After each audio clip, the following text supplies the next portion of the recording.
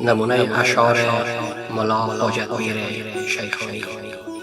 سیر سرشک چشم من رهزن خواب می شود، یاد رخ تو می کنم دیده پرآب می شود. شرح محبت تو را اگر قلم بیان کند، ذاتش فرقتی تو پس سینه کباب می شود.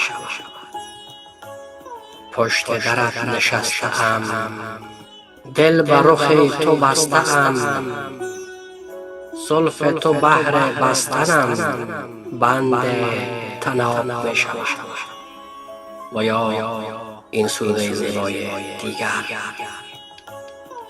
یک فقیر هستم غریب و بینوا، دست من بر دامنت عرضم شنو ای پادشاه.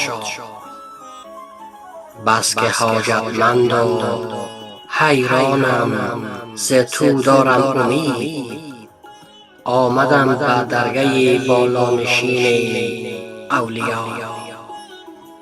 هر دعایی گر کنی فی الحال گردد مستجاب، پس تو را عالی مقام آمد نزد کبریا.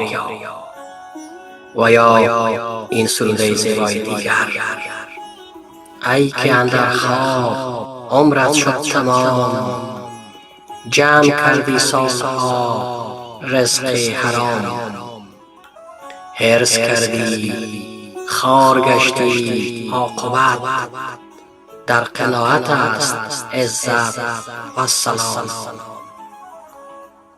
ما که غالب بر سری سرپنجه شیریم، ما خادم پنج پیران پنجشیریم. می خوریم هر روز 300 نیش خنجر بر جگر، زندگی می بایدم هرگز نمی میریم ما.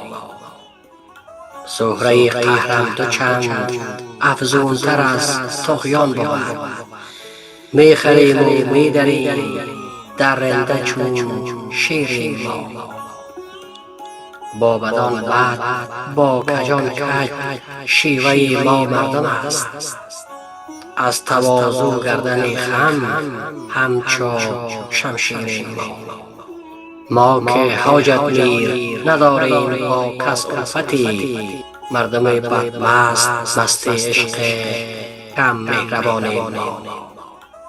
و یا این سوره زیبای دیگر. علم جویی که گنج و گوهر از وی پیداست، سینه ام گنج و گوهر گشته دلم در غوغاست.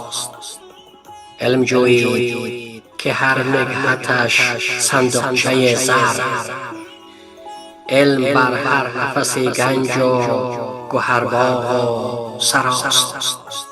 علم جو علم که عالم شوی و دانسته، بعد از آن لاف بزرگی بزن بر تو سزاست.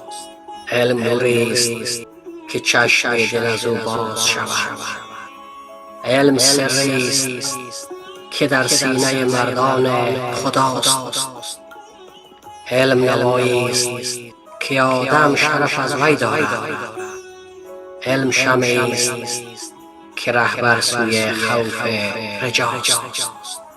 ارزش علم ندانی تو ز نادانی خویش، می روی راست و دوزخ می گویی حکم قضاست.